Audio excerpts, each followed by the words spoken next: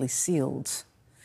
Well, Dr. Bharat Pankania is an expert in infectious disease control and senior lecturer at the University of Exeter Medical School. He says it's time to throw away the cloth masks you may have used at the start of the pandemic. We are learning new things every day, and it always amazes me how much more we have to learn. So with respect to the masks, and remember, the way the masks were created and tested, they were not tested on viruses. So it's a proxy measure. The proxy measure clearly tells us two things. One, a tightly fitting mask is better than a loosely fitting mask. The second bit is a mask with a much more tighter water repellent fabric, in other words, smaller pores, prevents those virus particles from getting through and therefore affords more protection against this more infectious variant.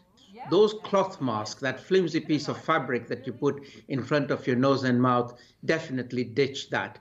Secondly, wear a good quality mask properly. So even if you were to wear a surgical mask, but you wore it properly, it will afford you about 80% protection. The basics are very important, and this is a human-to-human transmission of infection. So stay away from crowds and stay in places which are better ventilated. That already puts you into a good position.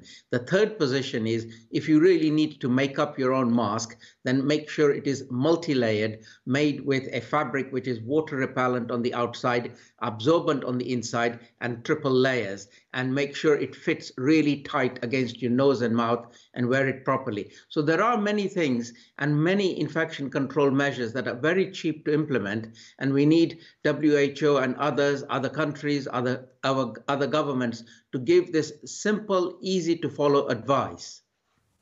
North Korea is claiming the successful launch of another hypersonic missile. State media released images of leader Kim Jong-un observing the second launch